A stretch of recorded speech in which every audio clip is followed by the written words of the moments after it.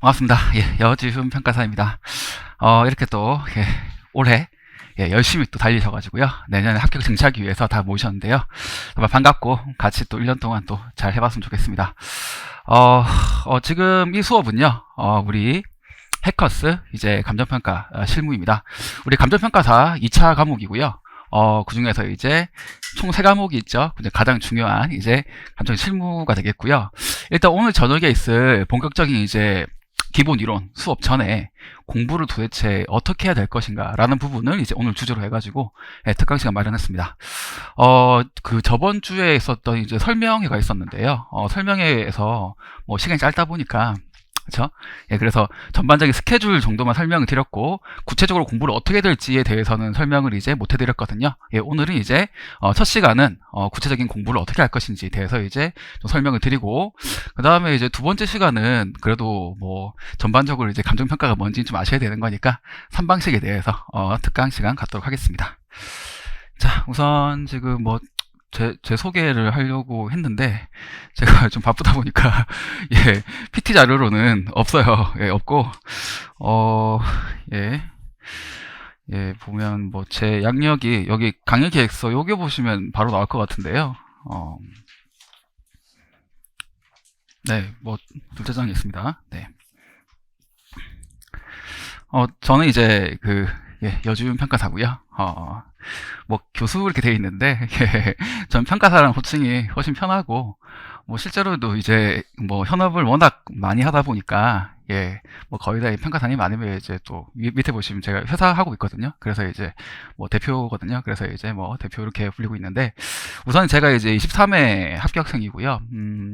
지금 이제 벌써 13년 정도 지났죠. 그래서 이제 지금 14년 차 평가사입니다. 평가사고 뭐 제가 이제 그 전에 보면 이력이 쭉 있는데 뭐 여러 가지 이력도 중요하겠지만 뭐 지금은 이제 한 회사의 감정평가 회사의 대표로서 활동하면서 그동안 참 이제 그렇죠, 합격을 하셔가지고 뭐 수습 기간도 거치고 그 다음에 저는 이제 그 한국감정원, 지금 한국부동산원인데 거기 공기업 근무하면서 이렇게 그 전에는 여기를 먼저 근무하는 게 그 평가사들 공식이었거든요.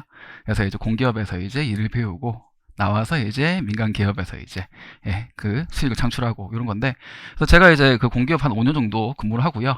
퇴사한 다음에 이제 그 다음 회사 공감이라는 회사에서 이제 뭐 파트너로 활동하다가 이제 더 큰 이제 더 큰 물에서 놀아야겠다 싶어가지고 회사를 차려서 운영하고 있습니다. 그러다 보니까 이게 뭐 사실 감정평가에 대해서는 뭐 좀 참고로 말씀드리면요, 이 학원 강의를 하는 선생님들 중에 실제로 현업에서 엄청나게 일을 많이 하시는 분들은 몇 분 안 계세요. 제가 그 중에 한 명이거든요. 그리고 이제 저는 이제 공기업 이력과 그 다음에 뭐 참 뭐 할 말이 너무 많은데 근무처가 제가 거의 뭐 전국을 거의 다 다니면서 이제 근무를 했기 때문에 뭐 어떤 물건이라던가 어떤 목적의 평가에 대해서 사실 이제는 안 해본 게 없고 안 해본 게 없고 그다음에 이제 뭐 어떻게 보면 이제 이 영역 중에서 이 자신이 없는 파트가 이제 거의 없을 정도로 이제 다양하게 지금 일을 많이 하고 있거든요. 그래서 뭐 일단은 여러분들께는 제가 합격을 시켜드려야 되는 거기 때문에 일단은 수험 적으로만 거의 이제 뵙게 될 텐데요. 합격을 하시면 일하시다가 연락 많이 오세요. 그때는 뭐 보통 뭐 형 동생이 되어 있거나 아니면 이제 뭐 거의 이제 어린 분들 같은 경우는 이제 제가 거의 삼촌뻘이죠. 제가 이제 나이가 이제 거의 40이 넘었거든요. 그래서 이제 뭐 그렇게 지내면서 친하게 지내면서요, 같이 일 얘기도 많이 하고 또 같이 이제 일을 하면서 수익 창출도 많이 하고 그렇게 지금 지내고 있습니다. 그래서 뭐 여러분들께서 솔직히 이제 공부를 하시면서 여러 가지 고민도 많이 되실 수가 있는데 그럴 때마다 이제 저는 이제 어떻게 좀 말씀드리냐면 지금은 공부할 때 힘들지만 올해 합격하셔가지고 1년차 때도 힘들겠지만 자 3년차 때 얼마 번다? 3억 벌고 10년차 이제 13년차잖아요. 넘으면 얼마? 10억? 정말 이게 불가능한 자격증이 아니에요. 요즘 참 자주 말씀드리는데 이 유튜브를 워낙 많이 보시고 하다 보니까 이 이상한 정보를 되게 많이 얻으시거든요. 솔직히 저희 평가사들 300만 원 버는 사람도 있습니다. 월. 근데 일 안 하시는 분이에요. 진짜 일 거의 안 하시는 분이에요. 분명히 저녁에 뭐 이렇게 와인 빨아진다거나 다른 꿈을 꾸고 계신 분들, 아니면 이제 저기 여성분들은 또 이제 처음에 업계 딱 들어올 때는 화이팅 해가지고 일 많이 하겠다 하다가 갑자기 애가 나오면 모성애가 너무 많이 생기셔서 진짜로 일을 좀 많이 이제 정리를 하세요. 그러면 정말 그냥 적당하게 돈도 벌면서 이렇게 육아도 하고 이렇게, 뭐 반대로 남자분들도 그렇게 많이 한 경우도 있고요. 근데 정말 우리가 소위 말하는 이제 대형 감정평가 법인에서 열심히 근무하셔가지고 출자 이사, 그러니까 파트너가 된다. 혹은 이제 저처럼 회사를 차려가지고 이렇게 독립적으로 이제 업무를 이제 진행한다 한다고 하시면, 사실 한계치라는 거는 본인한테 달려있는 거지, 달려있는 거지. 물론 제가 100억을 보시는 분은 못 봤어요. 못 봤는데, 세전으로 찍히는 숫자 자체가 10억이 넘어가시는 분들은 꽤 많아요, 저희들. 그렇기 때문에, 뭐, 일단은 공부하시다가 힘들면 늘 생각하는 거죠. 10억, 10억. 그 다음에 강남의 아파트. 그 다음에 이제 뭐, 차 좋아하시잖아요, 남자분들. 뭐, 페라리 생각하시면 또 좋을 것 같고, 하고, 뭐, 가방 같은 거는 좀, 가방 같은 거는 좀 쉽게 산다 말씀드립니다. 자, 여기까지 말씀드리고, 본격적으로 좀 이제 내용을 좀 말씀드려 볼게요. 우선 지금 여러분들 오늘 요거 받으셨을 거거든요. 요거 받았는데, 여기 내용이 다 적혀 있어요. 요거를 제가 PT로 띄워 드리는 거니까, 요거 보시고, 그 다음 책도 참고해 보시고요. 우선 지금 내용적으로 봤을 때, 잠깐만, 요건가? 이 우선 감정평가가 뭔지부터 조금 이제 같이 얘기를 하고 간단하게, 그 다음에 이제 실무 과목 소개를 좀 한번 해보겠습니다. 보시면 이제 토지 등의 경제적 가치를 판정해서 그 결과를 가액으로 표시하는 것을 말한다라고 되어 있거든요. 그래서 보시면 이 토지 등이라는 이제 물건이 있고, 토지 등이라는 물건이 있고,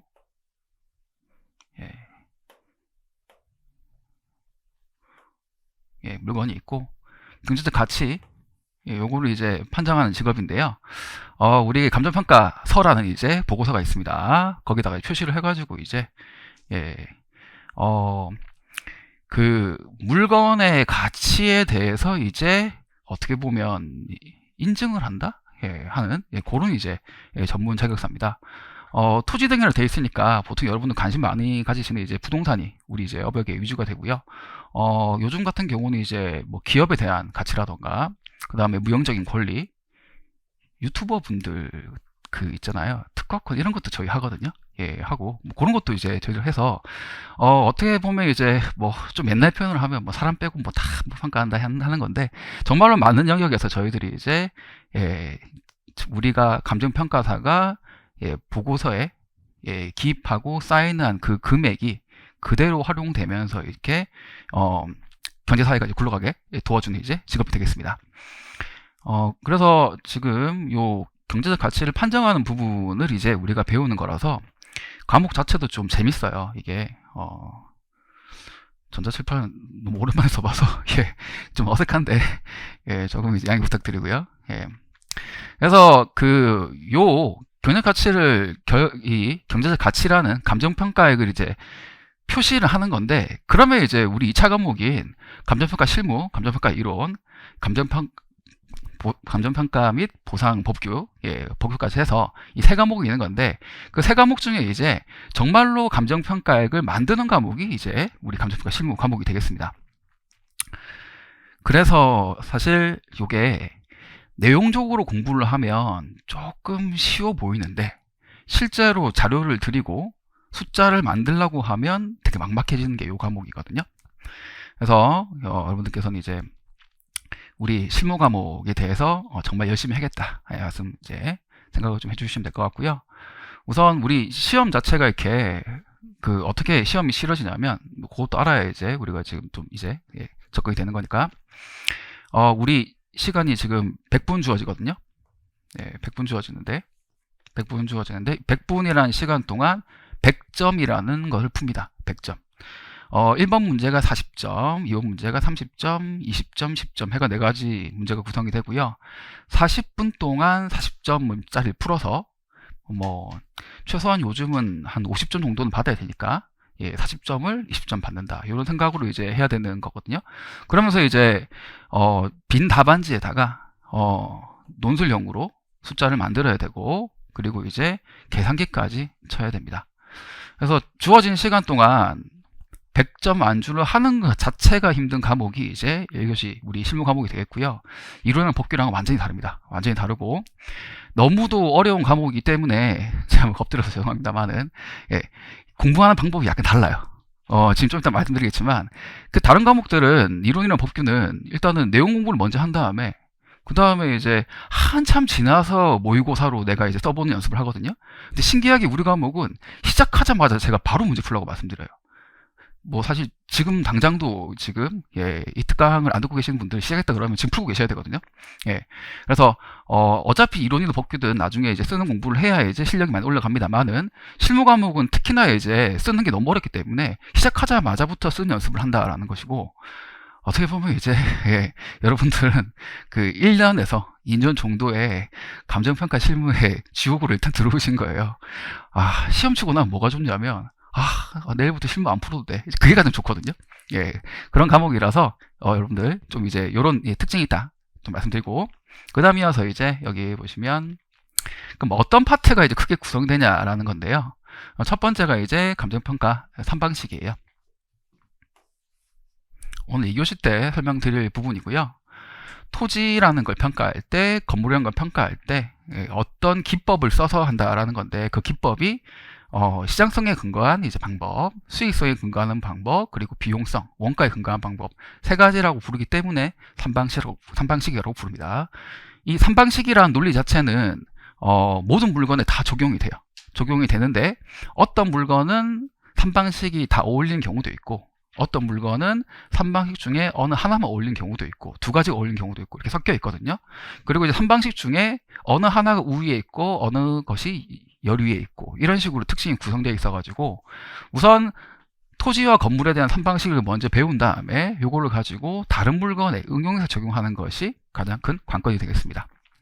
자, 그러면서 토지, 건물 등 기본적인 물건을 하다가 이제 물건별이라 나오는데요. 두 번째가, 그러니까 토지랑 건물도 물건이죠. 물건인데, 토지, 건물, 요즘은 구분 소유 부동산, 아파트 같은 것까지 기본 물건으로 봅니다. 근데 그 이외에 뭐 공장, 기계, 자동차, 뭐 환경 관련된 가치 하락분, 이런 것들도 전부 다 이제 우리가 다루는 이제 평가 영역이거든요. 그래서 그 물건별로 기본 3방식 토지, 건물이 아닌 다른 물건을 어떻게 평가하냐, 파트가 이제 물건별 평가입니다. 보통 출제 자체가 당연히 3방식은 물어봐야죠, 우리한테. 그래서 항상 4문제 중에 1문제 정도는 구성이 되고요. 그리고 이제 물건별 평가 같은 경우도 꼭 1번이 아니라 2번이나 3번 문제, 혹은 뭐 이렇게 4번 문제로도 한 번씩 구성이 되어서 놓칠 수 없는 이제 파트가 되겠습니다. 그리고 이제 이 감정평가사라는 직업 자체가 이제 전통적으로 이제 부동산만 하는 것에서 점점 넓어져서, 아까 뭐 무형자산도 평가를 하고 여러 가지 많이 평가가 되잖아요. 그렇게 넓어지다 보니까 점점 더 어떻게 보면 이제 그 수익을 창출하는 영역이 많아진다는 거고, 그런 부분들이 평가 현업에서 너무도 중요해지고 있는 거예요. 사실 이것만 가지고는 아까 말하는 그 10억이라는 건 좀 힘들 수 있는데, 여기까지 간다 그러면 이제 그런 숫자가 나올 수 있는 매출을 달성할 수 있는 거거든요. 그래서 물건평가 중요하다 말씀드리고, 자, 그 다음에 이어서 이제 목적별입니다. 하나의 물건에 대해서도 참 많은 평가를 해요. 은행 대출할 때 담보 평가하고, 못 갚으면 죄송하지만 이제 경매 넘어가야죠. 또 평가합니다. 그리고 이제 재무보고 평가, 요거 기업 관련된 거거든요. 그래서 뭐 자산재 평가 이런 것들이 있는 거고, 기업이 인수합병할 때 주식을 평가한다든가 이런 내용들도 다 포함이 되는 것들이고요. 그거 외에 정말 상속 증여가 발생을 해가지고 이렇게 평가 금액이 필요한 경우라던가, 그래서 하나의 물건인데 참 다양하게 평가를 많이 하거든요. 그래서 이게 그러니까 하나의 물건에 대해서 평가 금액이 하나만 존재하고, 그거를 가지고 두루두루 쓴다 그러면 감정평가단 자격증이 이제 없겠죠. 근데 반대로 말하면 하나의 물건에 대해서 참 여러 가지 평가가 이루어지고, 하나 가지고 여러 명이 먹고 산다는 얘기거든요. 그 정도로 이제 업역이 이제 많이 넓어집니다. 그래서 이 목적별 평가도 요즘은 뭐 기본적인 3방식에서 어떤 목적이 더해져 가지고 기본적인 삼방식에서 어떤 목적이 더해질 뿐만 아니라 그 목적끼리 비교를 시키고 하는 형태들까지 이제 응용해서 심화 문제를 이제 출제되는 이제 파트가 되겠습니다. 자, 그리고 이제 이 목적별 평가 중에 또 하나의 커다란 이 파트가 보상평가예요. 뭐 이게 주변에 얘기 들어보면 어디 뭐 보상받았다 뭐 이런 얘기 들리잖아요. 그것도 이제 감정평가사가 평가를 하는 거고요. 보통 이제 이 공익사업이라는 걸 한다는 건데, 뭐, 하다못해 되게 가까운 공익사업을 한다 그러면 지나가다가 도로 확장 사업하고 있으면 그 확장되는 부분 감정평가사가 다 평가를 했거든요. 그 평가한 금액으로 이제 토지를 이제 금액을 드리고 수용을 하는 거죠. 네, 그런 파트가 되겠습니다. 좀 이제 크게 본다 그러면 뭐 산업단지를 만든다, 특지개발 사업을 한다고 하면 이 동네 전체가 전부 다 이제 보상에 들어간다는 얘기예요. 그러면 이제 그 물건들을 하나 전부 다 따로 평가를 하거든요. 그까지 이제 담당하는 것이 이 보상평가 파트가 되겠습니다. 그래서 이 목적으로 따졌을 때 크게 일반 평가라 부르고 보상평가라고 불러요. 나머지 여기 나와 있던 담보, 경매, 재무보고, 그 다음에 재개발, 재건축 관련된 도시정비평가라는 부분들은 좀 존재하지만 크게 봤을 때는 일반평가, 보상평가. 내용 자체가 사실 그 감정평가사가 태동하게 된 원인 자체가 여러 가지가 있는 건데 그 중에 큰 한 줄기가 또 이제 보상 때문이거든요. 예, 그래서 이렇게 큰 파트로 두 개 나뉘고 보상평가 파트까지 잘 챙겨라 말씀드리고요. 특히 보상평가 파트는 우리 이제 1년, 2년 만에 합격하실 분들이 반드시 잘해야 되는 파트예요. 다들 3방식만 공부하시거든요. 중요하다고 생각하시니까. 아니에요. 3방식은 죄송하지만 단연차를 이길 수가 없어요, 우리들이. 공부를 3년, 4년, 5년 하신 분들 기가 막히게 풀거든요. 근데 보상평가는 답이 약간 정해져 있어요. 3방식은 응용에 대한 경우의 수가 너무 많아서 그걸 전부 다 정리할 수가 없거든요. 그러니까 내가 하나의 뼈대를 잡아놓고 문제를 만날 때마다 내가 그동안 익혔던 3방식의 체계와 경험을 가지고 그 문제에 맞춰서 풀어야 되는 거예요. 그러니까 되게 경험이 중요하고 많이 풀어봐야 되는 거죠. 근데 보상평가는 요거 하나 풀면요, 그 다음부터는 이게 그냥 답이에요. 똑같은 게 나오면 그대로 적으면 되거든요. 약간 암기 과목 느낌이 실무에서 강한 부분입니다. 그래서 이 보상평가 파트를 초반에는 일반평가가 중요하다고 하니까 우리 책, 제 문제집 오늘 가져왔는데 이 책 이렇게 있잖아요. 보상평가가 이 뒤쪽에 있어요. 뒤쪽에 있는데 앞에만 시꺼멓고 뒷부분 안 본단 말이죠. 그런데 우리 네 문제 중에 분명히 한 문제는 보상평가 무조건 나오거든요. 크게 나올 때는 1번으로 나올 때도 있어요. 그러면 단연차를 이길 수 있는 혹은 비슷하게 갈 수 있는 게 이거밖에 없는데 이거를 버리고 앞에 시커먼 것만 한다라는 건 이제 너무 비효율적인 거죠. 그래서 보상평가 파트까지 이제 잘 챙겨주셔야 되는 것까지 좀 말씀드립니다. 그래서 크게 실무 과목은 이렇게 구성이 된다. 이제는 공부를 어떻게 하는지 설명을 좀 들어볼게요. 이거 뭐 실무가 너무 중요하다라는 말씀 뭐 보이고 이건 넘어가고요. 근데 진짜 그렇잖아요. 우리가 오전에 실무를 보거든요. 점심을 먹고 그 다음에 이론 복귀를 보는데 1교시가 만약에 망쳤으면 그래서 1교시 마치고 집에 가시면 생겨요. 아무리 생각해도 올해 그냥 안 된 것 같아가지고. 그러니까 1교시가 없으면 2, 3교시가 없는 거죠. 예. 그 정도로 지금 또 요거 얘기하자면 또 이제 제가 또 시험장에서 또 이제 같이 공부하던 또 누나가 제가 2년차 때였고 그 누나가 한 4년차쯤 됐나? 옆방에서 시험 보는데 이렇게 화장실 신청에 가는데 저는 내 나름대로 잘 본 것 같았어요. 그래가지고 이렇게 하면서 이제 화장실 가고 있는데 저기 익숙한 이제 여성분이 펑펑 울면서 화장실 들어가는 거예요. 펑펑 울면서. 그래서 이제 나중에 알고 보니까 그 누나였던 거죠. 그래서 펑펑 울고 그래서 공부 4년 했는데 안 되면 어떡하나 뭐 이제 그랬나 봐요. 근데 저는 시험 안 되고 그 누나는 시험이 됐어요. 진짜 참 또 그런 내용이 나오네요. 네. 진짜 과락 나올 줄 알았대요. 41점 받아서 합격했거든요. 실무. 근데 그 누나가 법규를 잘했어요. 법규를 거의 60점 후반대를 받아가지고 평균 점수를 이제 확 넘겨서 이제 합격을 했는데 그렇죠. 그때 합격했으면 저도 이제 2년 더 빨리 돈 더 벌었을 텐데 생각 들기도 하고 뭐 그렇습니다. 이 전반적인 학습 방향은 저번에 설명드렸어요. 그래서 이제 이해가 선행돼야 한다. 뭐 너무 당연한 거고 근데 이거 정말 실수를 많이 하시거든요. 마음이 급해요, 지금. 다들 마음이 급하고 당장 내내 붙고 싶고 하다 보니까 책을 이제 보고 벌써부터 정리하신 분 계시고 벌써부터 목차 암기를 하는 분 계시거든요. 답 보고 이렇게 문제 보고 답 보고 이렇게. 그러면 이렇게 참 방대한 경우의 수가 존재하는 우리 실무 과목을 대처할 수가 없어요. 그래서 암기는 해야 됩니다. 암기는 해야 됩니다. 왜 암기를 해야 되냐면 암기가 되어 있으면 빨리 나와요. 우리가 100분 동안 100점을 완주를 해야 되기 때문에 이거 하나하나 고민하면서 풀 시간이 없어요. 그래서 보자마자 바로 그거다라고 돼야 되거든요. 그럼 외워야 됩니다. 그런데 이게 외운다는 의미 자체는 사실 휘발성이 너무 강하고, 그리고 외우면 딱 그거는 그대로 맞출 수가 있는데 다른 게 나오면 또 대처가 안 되죠. 그래서 이해를 해놓고 그 다음에 빨리 쓰기 위해서 외운다. 그러면 이제 여러 가지 경우에서의 대처도 할 수 있고, 그 다음에 이제 모르는 게 나왔을 때 풀 수도 있고, 외울 때도 암기할 때도 훨씬 빨리 외울 수가 있고 효율적으로 외울 수가 있죠. 암기 먼저 한 거는요, 진짜 일주일 뒤에 까먹어요. 우리 시험 1년 뒤에 칠 건데 벌써부터 까먹으면 어떡해요. 그래서 초반에는 암기를 조금 이제 덜 하시고 계속 이해하려고 생각을 하셔야 되겠습니다. 그러면서 이해 하다 보면 어느 순간 너무 당연하게 그걸 하고 있는 느낌, 그게 이제 우리의 최종 목표거든요. 그러면 시험이 안 될 수가 없어요.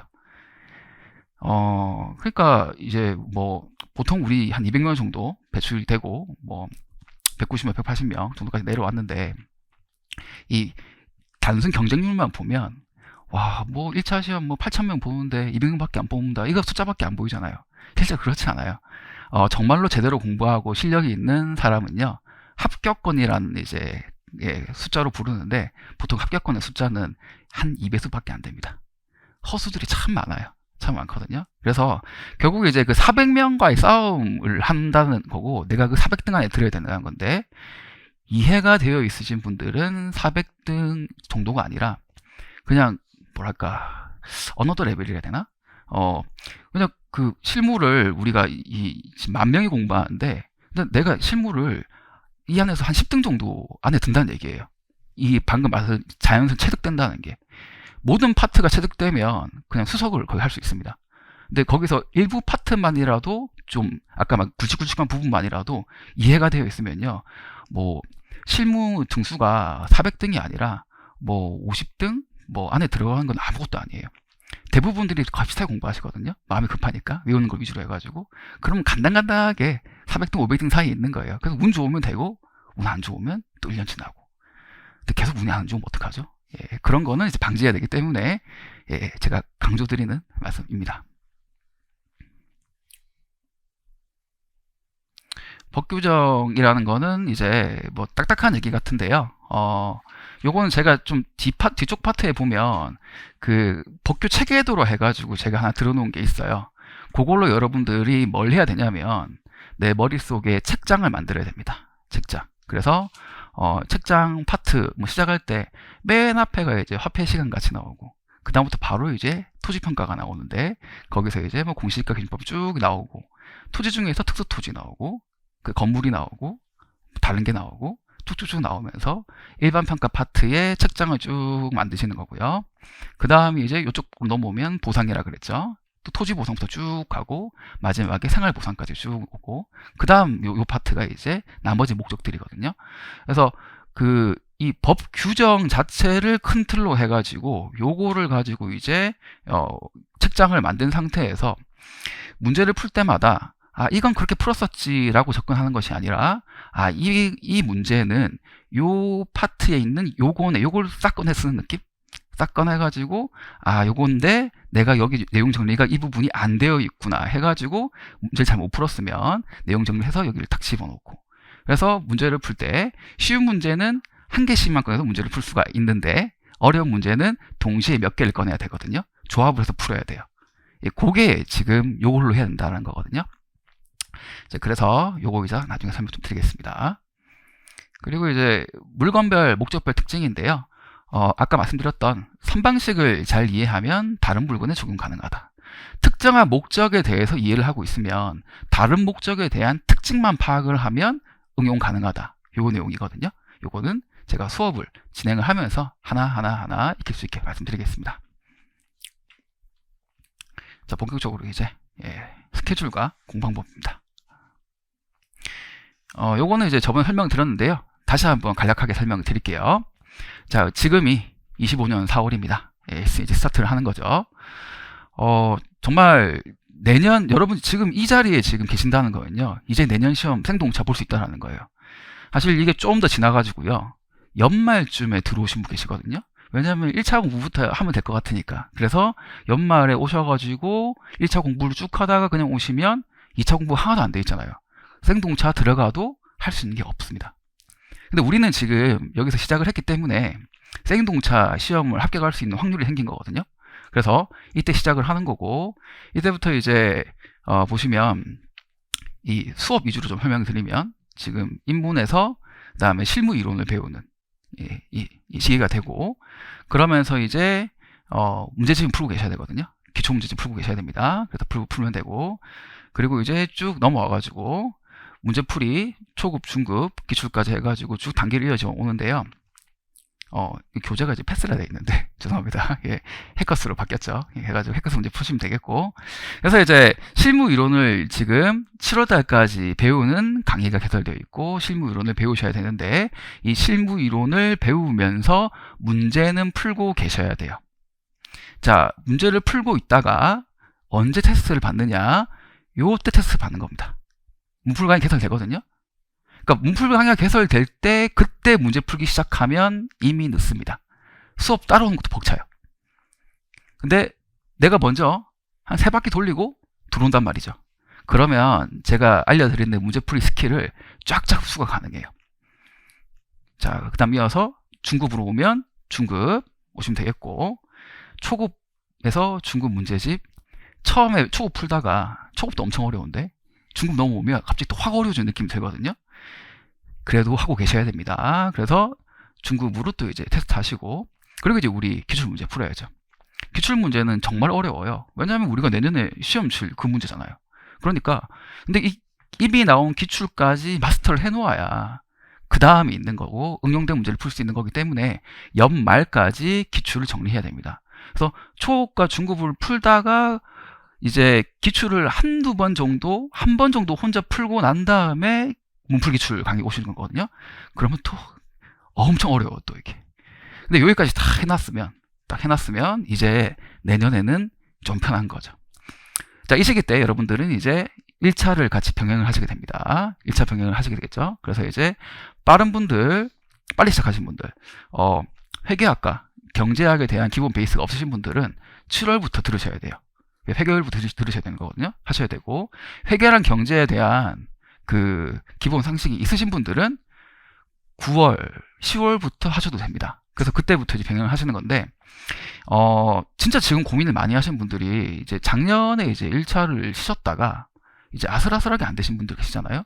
그런 분들은 1차에 대한 스트레스 때문에 지금부터 공부를 하려고 하시는데요. 그러시면 안 돼요. 그러시면 안 되고, 지금은 무조건 2차만 해야 되고, 지금은 실무를 공부해야 됩니다. 지금 1차를 같이 병행을 하잖아요. 사람 마음이 신기한 게 1차를 하고 있으면 당장 1차를 붙어야 된다는 생각 때문에 2차 공부량이 되게 적어져요.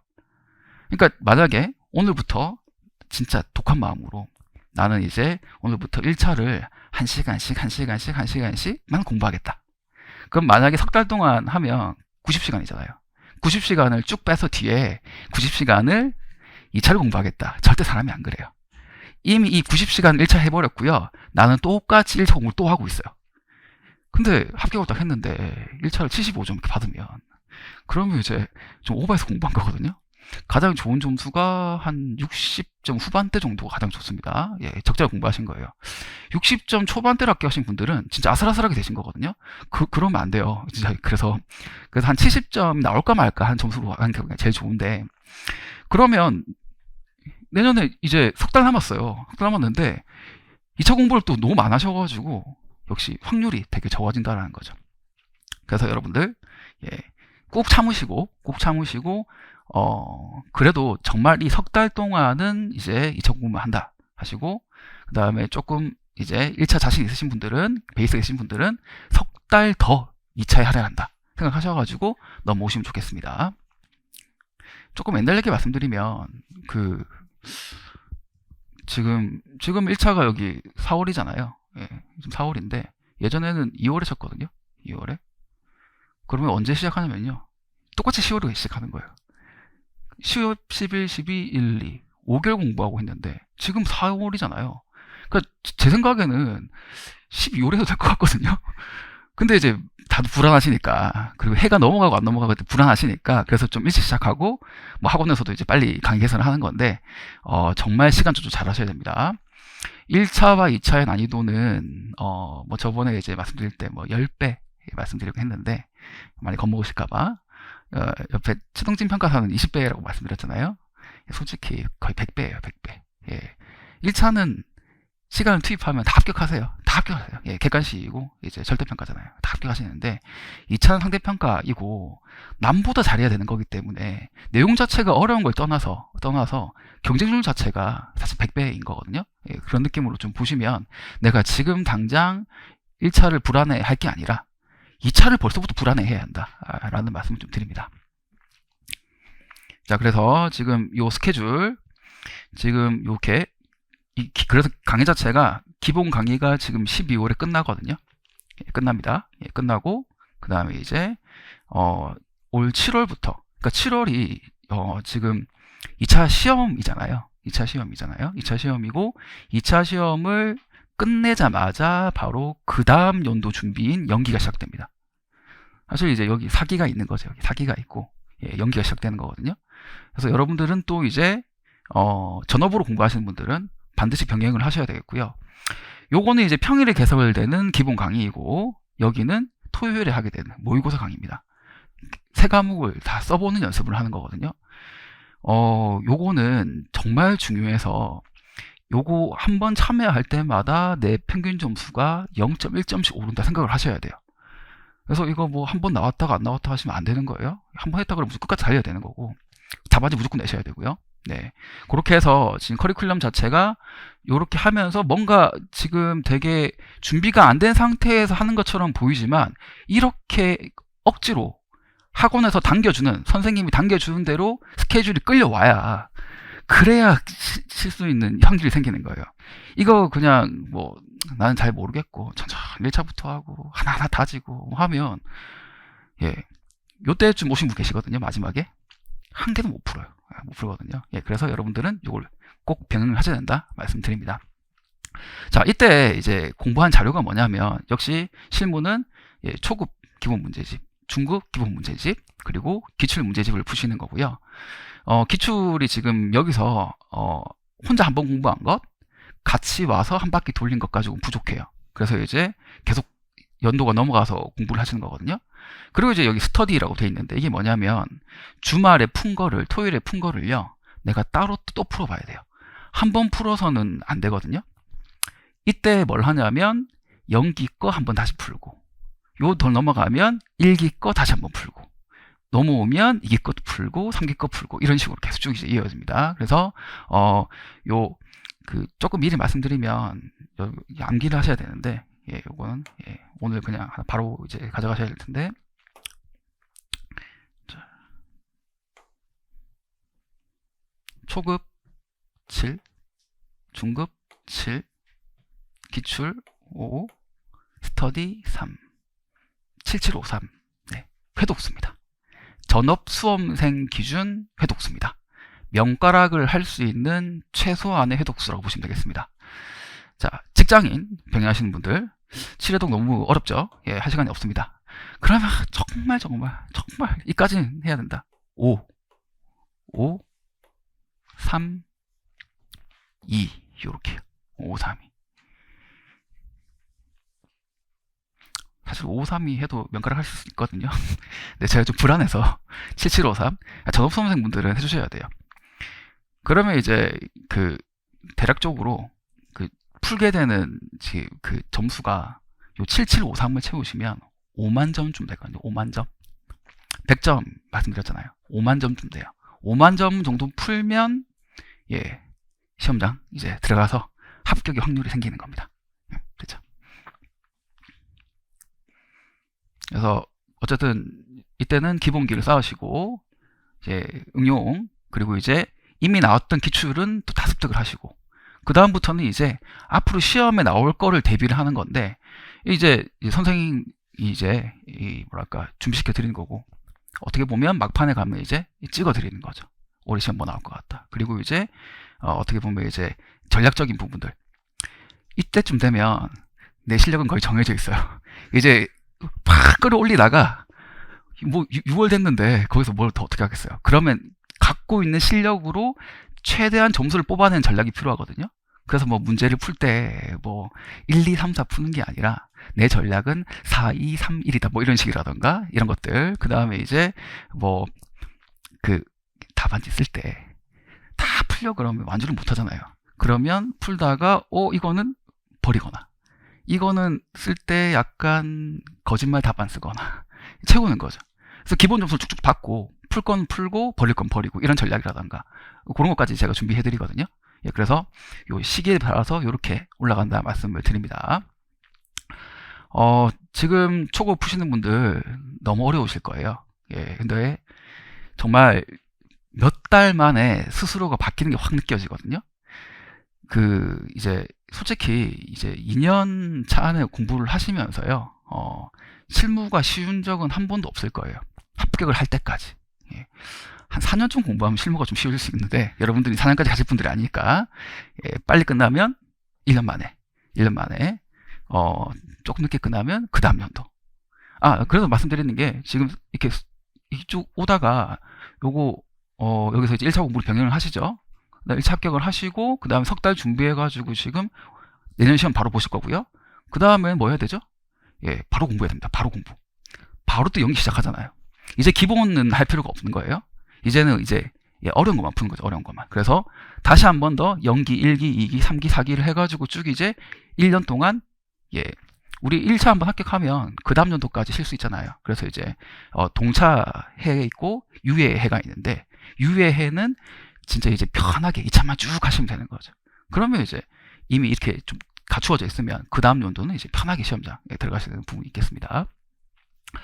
그래서 지금 너무 어려운데 불과 한두 달만 지나도 그 문제가 되게 쉬워요. 근데 또 세 문제 보면 너무 어렵고, 이렇게 한 바퀴 올라가는 거거든요. 그 다음에 이제 뭐 기본 문제 정도는 이제 뭐 편하게 이제 쌈을 싸먹는다 되는 건데, 기출도 만나면 또 너무 어려워요. 근데 기출 문제 풀고 있으면 전에 풀어도 중급부터 되게 쉽거든요. 요렇게 올라갑니다. 그리고 제가 준비시키는 스터디 문제가 나오는데, 이때는 조금 쉽게 내다가 막판 가면 실제 난이도처럼 드려야 되는 거잖아요. 그럼 또 갑자기 확 어려워요. 근데 요거 풀고 있으면 이미 내가 풀었던 기출 초중급은 또 아무것도 아닌 게, 그러면서 뒤를 돌아보면 내가 점점 성장하는 게 느껴져야 되는 거거든요. 근데 또 약간 당부 말씀드립니다. 요거 공부하실 때, 아니 그러면 어려운 거 먼저 풀면 되겠네 라는 생각이 또 들 수 있거든요. 그래서 또 이제 여지운 스터디 작년 거 쫙 또 이제 어디서 구해와가지고, 그렇죠, 그것만 또 풀고 있는 거예요. 그것만. 근데 그렇게 하면 이해가 안 돼요. 문제 보고 답을 보고 본인은 이해했다 생각하지만 사실 그게 아니거든요. 이해한 게 아니라 답을 그냥 외운 거예요. 그럼 제가 쫙 바꿔내잖아요. 딱 틀리죠. 예, 그런 거거든요. 그래서 내 실력에 맞는 문제집으로 실력을 끌어올려야 되는 거지, 외우기 공부로 난이도가 지금 여기 있고 요걸 이해하려면 최소한 실력이 까지는 올라와 이걸 이해가 되는 건데, 지금 요 상태에서 이걸 이해하려고 그러면 암기 간다는 거죠. 그러면 이제 결국에는 나중에 하나도 안 남아요. 그렇게 공부하신 분들은 스터디 문제 예를 들어서 냈던 걸 또 냈다. 그럼 잘 풀죠. 근데 제가 초급 문제집에 있는 거 되게 쉬운 거 딱 드려도 못 풀어요. 신기하게. 어려운 거는 외워서 푸는데 쉬운 거는 응용이 안 되니까 못 풀고. 그렇게 되면 안 되는 거잖아요. 그래서 단계에 맞춰 올라간다라는 말씀 드립니다. 자, 스케줄 좀 짜져진 거죠? 그래서 특히 1차를 병행하시는 분들은 시간 배분 잘 하셔야 돼요. 보통 이제 지금까지는 6월까지는 이제 완전히 이제 2차만 공부하다가 이때 넘어가면요, 보통 이제 강의 위주로만 듣고 1차를 역시 여전히 실무 문제는 계속 풀고 있는 거예요. 그래서 보통 7, 8, 9월은 2차가 7, 1차가 3 정도 배분이 되고요. 그리고 10, 11, 12쯤 가면 이제 그때부터 이제 1차도 문풀을 좀 하는 거잖아요. 그럼 5대5 정도 비율로 넘어가게 되고, 그리고 이제 1, 2, 3월 달 되면 이제 1차 비중 높여야 되는 거죠. 그래서 이제 요 1, 2, 3월쯤 되면 이제 1차를 한 7, 8 정도 하고 2차를 이제 2 정도 가져가고 2차 2 가져간다는 거는 실무만 풀고 있다라는 거예요. 이게 되는 거고 마지막 되면 뭐 짧으면 2주 정도, 길면 한 달 정도까지 1차만 공부하셔야 되고요. 이렇게 시간 배분 되겠습니다.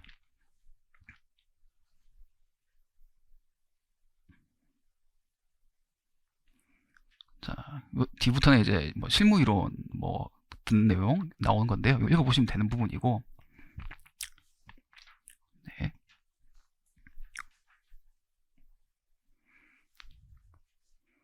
자, 문제집 푸는 거를 이제 설명드려야 될 것 같아요. 자, 요거거든요. 요거. 자, 보시면 자, 제가 7회독 전업 직장인분들 5회독 이렇게 말씀드렸는데, 자, 어떻게 푸는지 설명드리는 거예요. 자, 초고 문제집을 이제 이렇게 구성이 되어 있는데, 제가 요거 편하게 푸실 수 있게 이렇게 분리시켜 놨거든요. 그래서 독서대를 이제 2개 구입하셔가지고 하나 놓고 요거 하나 펼쳐놓고, 아니면 뭐 요즘 패드 쓰시는 분 계시니까 뭐 패드 올려놓고 이렇게 하셔도 되죠. 해가지고 이렇게 2개 펼쳐놓은 다음에, 그래서 지금 요걸로 한번 볼까요? 우리 자료가 또 나간 게 있죠. 이렇게 있는 건데요. 문제를 한번 쭉 보고 이렇게 쭉 한번 읽어보고 답안지가 이렇게 옆에 딱 있단 말이죠. 답안지가 있어요. 이 답안지를 보고, 자, 이게 문제가 있단 말이죠. 이렇게 문제가 있는데, 이 문제를 한번 이제 쭉 읽어보시는 거예요. 읽어보시고, 그 다음에 이제 답안지로 바로 와서, 그러니까 지금 뭐 내용도 안 배웠는데 푸는 건 불가능하잖아요. 그러니까 풀려고 생각하지 마시고 읽고 이 답안지를 베끼는 거거든요. 이 답안지를 베끼는데, 네. 네. 자, 이 답안지 양식이잖아요. 요거를 구입하셔야 됩니다. 그냥 공책 이런 데다가 그냥 하시는 분도 계신데, 이제 그러시면 안 돼요. 항상 실전처럼 연습해야 되는 거거든요. 그래서 이 답안지를 이렇게 하셔가지고, 이 그대로 이제 같이 써보는 거죠. 그래서 이제 문제 번호 적고, 배점 적고, 그 다음에 똑같이 쓰는 건데, 아, 그래, 시작할 때 뭐 개요라는 걸 잡나 보다 생각을 하시면서 그대로 쓱 쓰시고, 쭉 이제 보고, 뭐 무슨 말인지 모르겠지만, 뭐 문제에서 뭐 일반 거래 목적 이런 표현 나오니까, 뭐 토지를 평가하는 거 이렇게 쓰나 보다.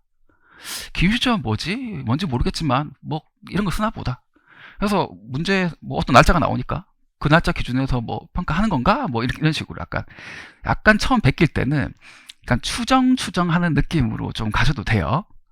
그래서 그렇게 보다가 이제, 그래서 뭔가 표준지라는 걸 골랐는데 2번을 골랐단 말이죠. 제1종 전용 주거지역인 걸 골랐구나. 근데 이렇게 줄여 쓰네 라고 생각하시고, 그 다음에 주거인 골랐구나. 그러면 느낌이 있잖아요. 아, 대상 토지가 1종 전주의 주거용이라서 같은 걸 골랐나 보다. 이렇게 지금 이런 생각을 하면서 베낀다는 거죠. 그냥 답 보고 근데 쭉 쓰기만 하면 그건 공부 아니잖아요. 그러니까 보고 문제에서 2번이라는 게 골랐으니까 2번으로 문제집에 있는 2번 표준지를 가가지고 2번을 보면서, 아, 2번이 1종 주거용이구나.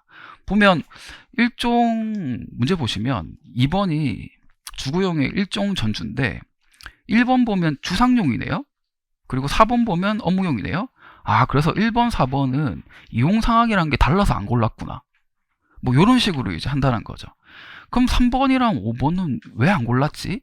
또 라는 걸 또 이제 생각을 한번 더 해보면 좋을 것 같고, 그러면 이제 그 밑에 딱 나오는 거죠, 보면. 그래서 그럼 3번이랑 5번은 이용사항 같은데 왜 안 골랐냐 보니까, 아, 도로 조건이라는 게 다르구나, 면적이라는 게 다르구나, 대상이랑. 그래서 가장 유사한 2번을 골랐구나, 이렇게 가는 거죠. 이런 식으로 베끼시는 거예요. 그리고 그 밖에 보정, 이건 뭐지? 또 하는 거죠. 그러면 그래, 뭐 이런 거 하나보다 또 이제 베끼는 거죠. 베끼는 건데, 이 76만 원이라는 숫자를 찾아야 돼요. 76만 원 숫자가 어디 나오지? 쭉쭉 찾는 거죠. 그러면 자료 5번에 있거든요. 14페이지 자료 5번에 6번 보시면 감정평가에 76만 원 이렇게 나와 있잖아요. 요걸로 시작을 했구나. 그 다음에 이제 뒤에 뭔가 또 숫자가 있는데 곱하기 1.4 이건 뭐지? 라고 보니까 주석이 달려있네요. 주석 밑으로 가는 거죠. 이렇게. 그러면 26년 7월 1일부터 7월 7일까지 지가라 써있는데 이건 뭐지? 이런 숫자가 어디 나오는지 0.00192는 어디 있지? 그래서 또 찾아보는 거죠. 문제에서. 처음에는 한참 걸려요. 한 개 뺏기는데도. 그래서 자료 7번으로 가니까 0.00192가 지금 자료 7번의 첫 번째 박스 가장 끝에 위치해 있잖아요. 퍼센트니까 공 2개 붙여야 되죠. 0.192가 있는데 0.0019이죠. 실제로. 그거를 활용해가지고 뭔가 31이라는 한 달 숫자에다가 7일이라는 걸 뭐 더했구나. 이렇게 이제 스스로 생각해 보는 거고, 근데 아무리 봐도 모르겠으면 이 30일과 7일이라는 의미를 모르겠으면요. 놔두세요. 체크만. 내가 이해 못한 체크만 하는 거죠. 자, 1회도 베낄 때는요. 모든 걸 이해하려고 하시면 안 됩니다. 베끼다가 모르겠으면 표시. 다음에 수업 때 와서 물어봐야지. 뭐 편하게 그냥 가시면 편하게. 근데 실제로 안 물어보셔도요. 뒤에 거 베끼다가 보면 또 앞에 게 이해가 돼요. 그러면서 실력이 올라가는 거거든요. 그래서 이렇게 한 숫자 하나를 찾는 거죠. 지금 이렇게 주석이 이렇게 달려 있거든요. 그래서 지는 지역류인 비교라는 뜻이에요. 이거는 그냥 비교 안 하나 본다 뭐 이렇게 되는 거고. 그래서 뭐 그 다음에 같은 지역이나 보다 하는 거고. 그 다음에 형상이랑 향이랑 도로 조건이란 걸 요렇게 비교했구나 하면서 이 답안지에 있는 숫자를 찾아가는 거죠. 그래서 도 0.93이 뭐냐? 도 0.93이 도로 조건이니까 도로 조건에서 0.93을 찾아보니까 지금 소로 한 명과 소로 각지에서 0.93 뭐 이렇게 되어 있거든요. 그러면 우리 땅이 지금 자료 1번에 보시면 4번에 소로 한 명 되어 있잖아요. 그리고 소로 각지는 어디 있는지 또 이 76만 원이라는 평가 사례는 지금 소로 각지가 맞나? 해서 이제 자료 5번으로 가니까 개별 요인은 소로 각지라고 되어 있네요. 그래서 대상이랑 평가 사례를 이렇게 비교하는데 이렇게 우리는 소로 한 면이고 쟤는 소로 각지니까 아직 안 배우셨지만 한 면과 각지는 도로를 하나 끼고 있으면 한 면, 여러 개 끼고 있으면 각지라고 부르거든요. 그러면 땅 자체가 도로를 여러 개 끼고 있는데 더 좋은 땅이잖아요. 그래서 7% 열세하구나. 그렇게 여기서 적용을 하는구나. 이렇게 이해를 하고 넘어가는 거죠. 근데 역시 모르겠으면 그냥 베끼시고 표시해놓고 넘어가시면 돼요. 그리고 이렇게 계산이 쭉 나왔단 말이죠. 이거 계산기, 고학용 계산기 가지고 제가 지금 왼손으로 치고 있죠. 여러분도 왼손으로 치시면 돼요. 왼손으로. 자, 이것도 이제 시작할 때 진짜 중요한 거예요. 모르시고 시작하시면 남들 하는 것처럼 오른손으로 열심히 쓰다가 놓고 오른손으로 계산기를 치고 또 잡고 또 쓰고 알고 있는데 우리 이렇게 해가지고 물론 이렇게는 못하죠. 못하는데 근데 펜을 놓을 필요가 없잖아요. 놓을 필요 없으니까 계산기 왼손 놓고 치고 그 다음에 보고 바로 쓰고 치고 바로 쓰고 이렇게 하는 거거든요. 그래서 계산기 다 치셔야 돼요. 계산기도 처음에는 정말 느리죠. 정말 느린데 이거를 연습하다 보면 나중에 진짜 이렇게 치고 있어요. 진짜 정말 빨리 치거든요. 잠깐 여담으로 계산기 얘기 좀 할까요? 자, 지금 시간이 좀 됐는데 5분만 더 하고 쉬는 시간 갖겠습니다. 계산기 치는 방법은 이제 총 3가지. 오른손으로 치는 법, 왼손으로 치는 법, 양손으로 치는 법. 양손이 제일 빨라요.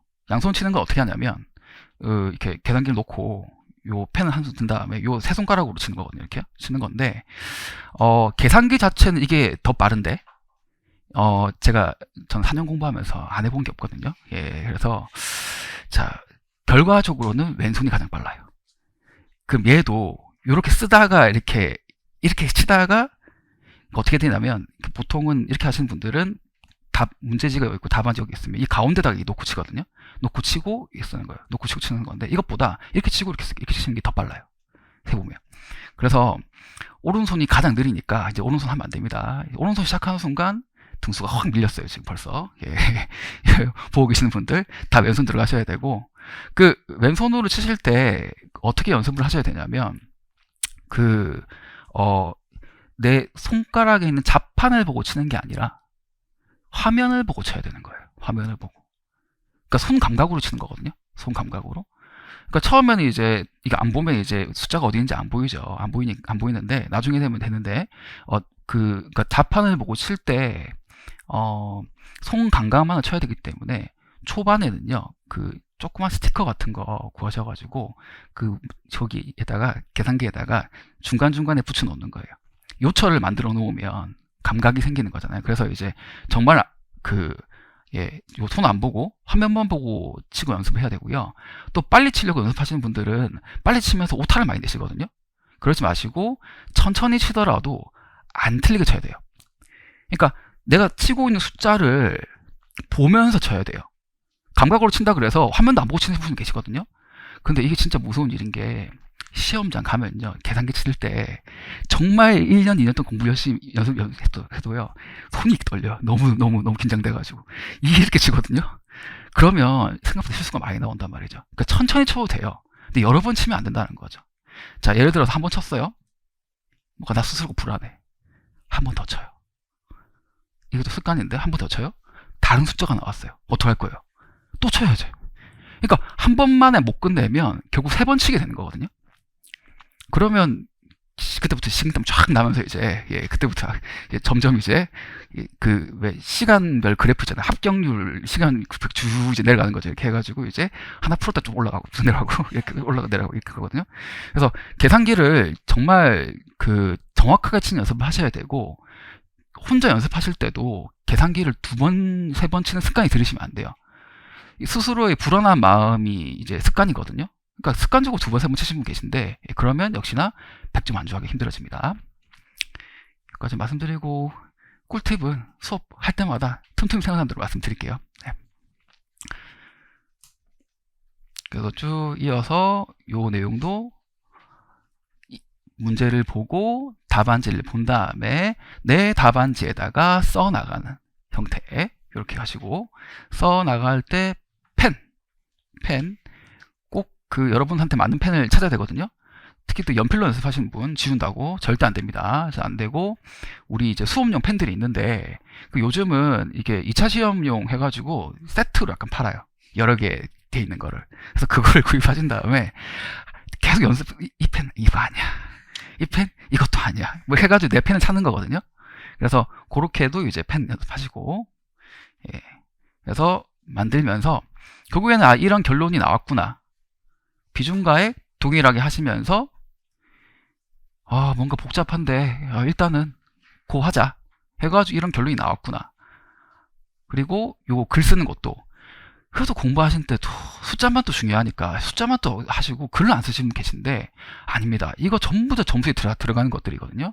그래서 이런 글을 쓰는 것도 연습하셔야 되기 때문에 요거까지도 이제 보시고 감칙 12조 2항 돼 있는데 감정평가가 관한 규칙을 줄여서 감칙이라고 부르거든요. 그러면 감칙 12조 2항이 뭔지만 살짝 한번 찾아보고 그렇게 해서 최종 마무리한 다음에 이제 끝내시면 됩니다. 항상 문제 끝난 다음에 제 교재 보시면 아시겠지만 이렇게 돼 있거든요. 이것도 습관이에요. 이것도 하셔야 돼요. 하셔야 됩니다.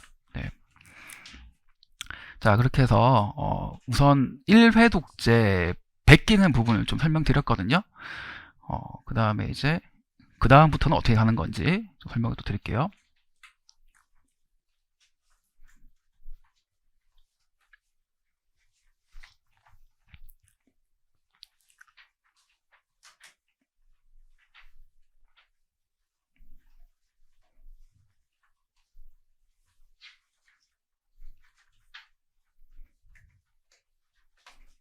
이건 연결해서 설명을 드려야 될 부분인 것 같아서 말씀드립니다.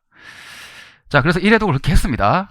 1회독 하실 때 책을 앞에서부터 끝까지 다 가야 되고요. 그러니까 중간에 갔다가 3방식이 중요하니까 다시 가시면 계속 보상을 안 풀게 되시거든요. 보상평가 안 배웠어도 끝까지 가셔야 됩니다. 가시고 다시 돌아오는 건데, 자, 2회독제. 방금 1회독은 100% 베끼는 거예요. 내가 베끼고 있다 그래서 스스로를 자괴감 느낄 필요 없습니다. 다 그렇게 하는 거예요. 처음에 베끼고, 자, 2회독 가면 그때 한번 풀어봤잖아요. 그러면 한번 옆에 빈 종이 같은 거 놓고 초안을 한번 잡아보는 거죠. 그래서 초안이 정말 잡히는 문제라면 진짜 답안지를 한번 만들어 보는 거예요. 내 스스로. 이때 중요한 거는 내가 좀 풀 수 있는 틀이 전체 나왔다 그러면요. 나왔다고 하면 절대 답 보지 말고 그냥 다 푸셔야 돼요. 틀리더라도. 아무리 쓰면서도 알고 있어요. 이 길이 아닌데? 이 길이 아닌데? 알고 있거든요. 하지만 끝까지 가야 돼요.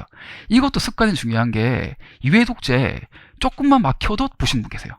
조금만 그럼 3회 독재도 보고 있고 4회 다 계속 보고 있거든요. 안 됩니다. 하나를 푼다 그러면 끝까지 가셔야 되고 그 다음에 다 틀렸더라도 그 다음에 다 푼 다음에 확인을 해보는 거예요.